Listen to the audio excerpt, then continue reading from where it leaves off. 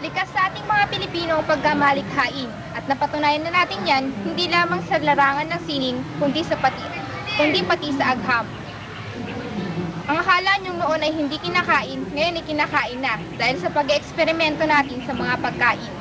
Necessity is the father of all invention, ika nga.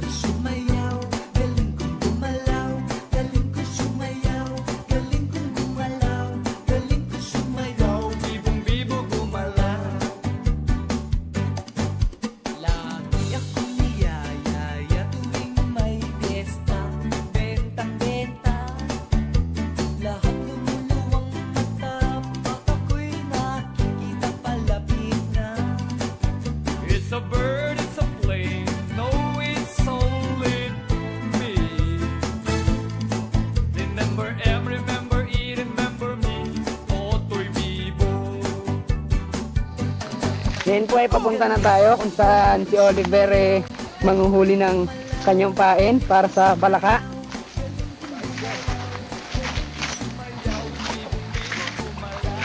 Yung pakiramdam habang nanguhuli. Mabutik, lumulubog.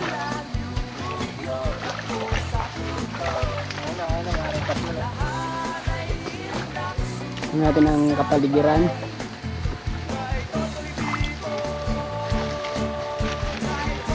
At ito po ang driver na naghatid sa amin punta dito. Yan, siya po yan. At ang mga pamangkin ni Oliver.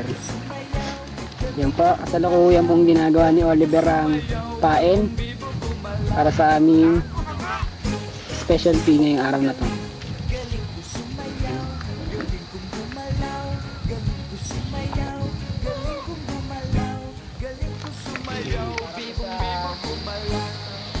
Taas mo mo.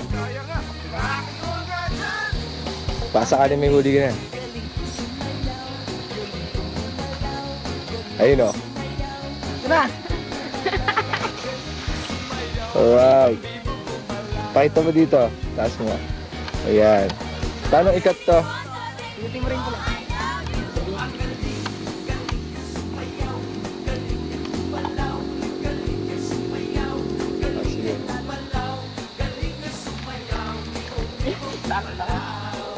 Okay.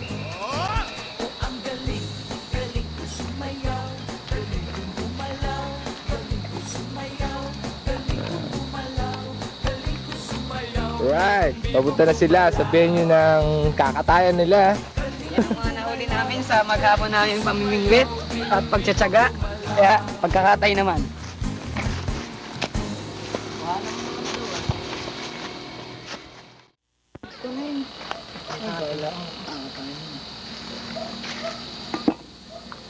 Kahit konti lang ngayon.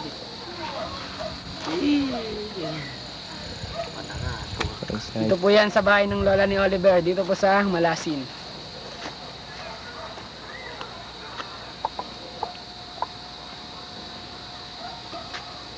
Kasalukuyan na pong kinakatay ang nahuli na lang exotics.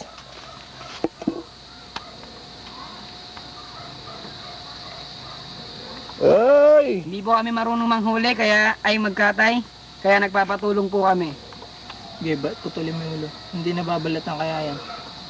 Putulin mo na.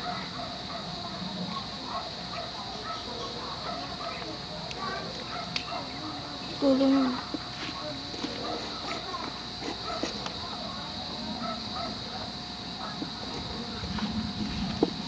Yan po ang paraan ng pagkatay. Ayusin mo. Yan pala ang pagkatay. Pagkatay yan eh. Chilyo. Assistant.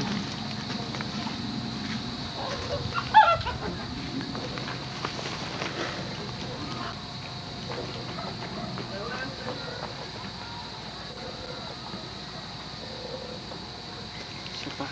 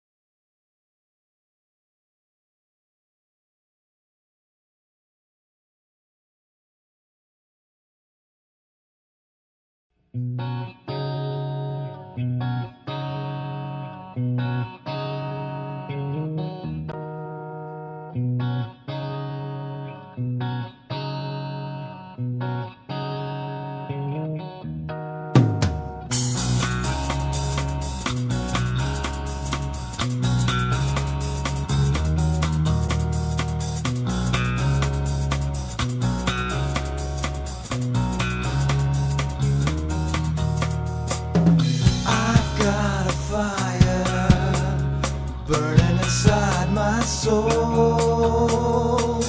You took the pieces of my life and made me whole. Don't stop the music playing inside my head. Don't stop the music, or maybe I'm already dead.